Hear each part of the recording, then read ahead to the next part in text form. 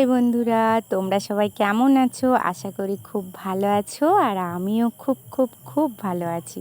তো প্রথমেই বলি অলকফুমা ব্লগ চ্যানেলে সবাইকে স্বাগত। আর দেখো, এই মর্নিংয়ে উঠে মেয়েদের কিন্তু প্রথম কাজই বলতে গেলে এটাই যে বাসি ঘরটাকে আগে ঝাড় দিতে হবে।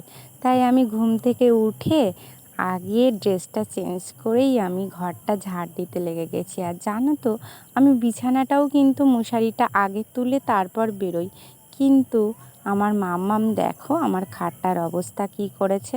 আমার যতটুকু টাইম লাগে গোছাতে, ওর তার থেকেও কম টাইম লাগে খাটটাকে অগোছালো করতে। যাই হোক, আজও আমার মাথার উপরে অনেকটা চাপ, জানো তো।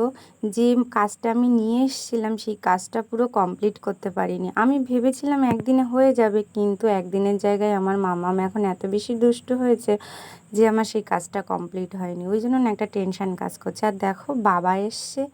তো বাবা আসলে মেয়েদের কি হয়, একটা আনন্দ হয় আলাদা। সকালে কি রান্না করব, বিকালে কি রান্না করব, এই দুপুরে কি রান্না করব, তো একটা আনন্দ কাজ করে। কিন্তু সেই আনন্দটা যে আমি করব সেটা করতে পারছি না, আমার হাতের কাজটা ক্লিয়ার হয়নি। আর সেখান থেকে ফোন করে বারবার বলছে। ওই জন্য দেখো, আমি রাতে ভাতটা বেশি করেই করে রেখেছিলাম, সকালে কাজের চাপটা আছে বলে। তো সেই ভাতের সাথে আর কি দেব, পান্তা ভাতের সাথে আম দিয়েই বাবা খেয়ে নিচ্ছে। আর প্রচণ্ড গরম পড়েছে, যদিও সকালে গরম ভাতের থেকে আম দিয়ে পান্তা খেলেও তার উপকারিতা একটা আছে।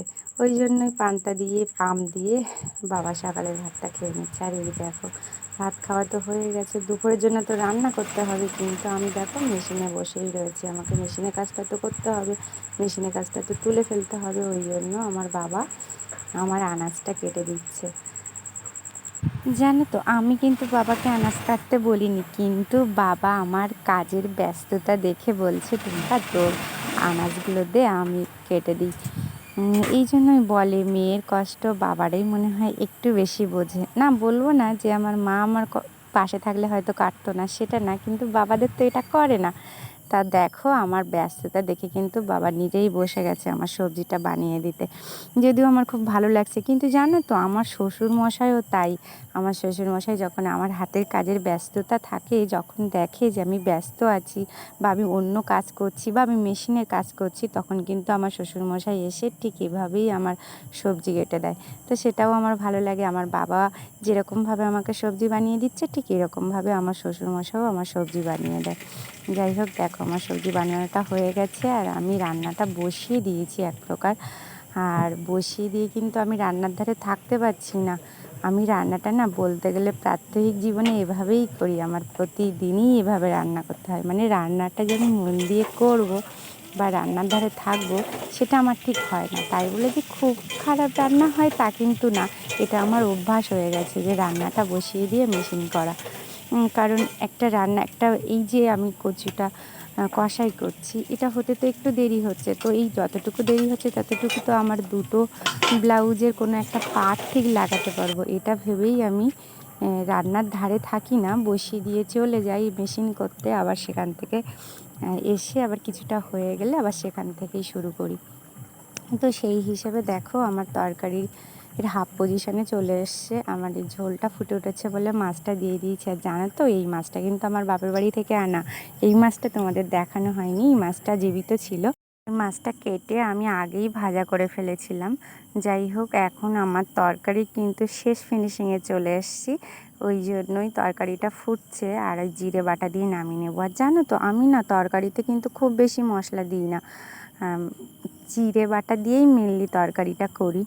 আর আজ একটু দিয়েছি, একটু পেঁয়াজ দিয়েছি আর কাঁচা লঙ্কা দিয়েই তরকারিটা হচ্ছে। যাই হোক, লাস্টে একটু জিরে আর মরিচ বাটা দিয়ে অল্প একটু টাইম ফোটালেই তরকারির স্বাদটা একটু অন্যরকম চলে আসে। তাই আমি প্রতিটা তরকারিতেই জিরে বাটা ব্যবহার করি। আর বিশেষ করে মাম্মামের যখন তরকারি করি তখন তো জিরে বাটা দিয়েই হয়।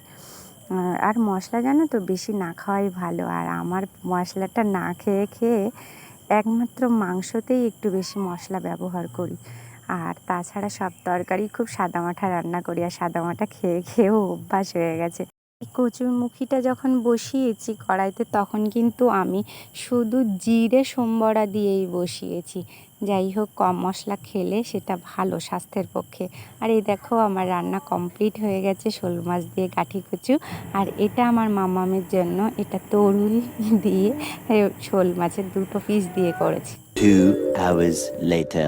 দুপুরের খাওয়া খেতে খেতেই আমাদের 3টে বেজে গেছে, কারণ আমার হাজব্যান্ড তো দুপুরে আসেই ওরকম টাইমে। তো সেই জন্য দুপুরের খাওয়া খেতে খেতে 3টে বেজে গেছে। 3টে বাজার 2 ঘন্টা বাদেই আমরা দেখো মাঠে চলে এসেছি। এটা আমার বাড়ির সামনে মাঠ, আর এই দেখো আকাশটা কেমন লাগছে, একটা অন্য টাইপের যেন একটা মেঘ উঠেছে, যেন একটা সৌন্দর্য দেখাচ্ছে। উপরের দিকটা দেখলে মনে হচ্ছে সন্ধ্যা হয়ে গেছে, কিন্তু না, দেখো নিচেটা আবার মনে হচ্ছে যে না, ঠিক আছে এখনও দিন আছে। তো আমার বেশ ভালোই লাগছিল এখানে, সেই জন্য আমিও একটু সেলফি তুলে নিলাম। আর জানো তো, আর ব্লগটা আমি বেশি বড় করছি না, তোমরা সবাই ভালো থেকো। আবার নেক্সট ব্লগ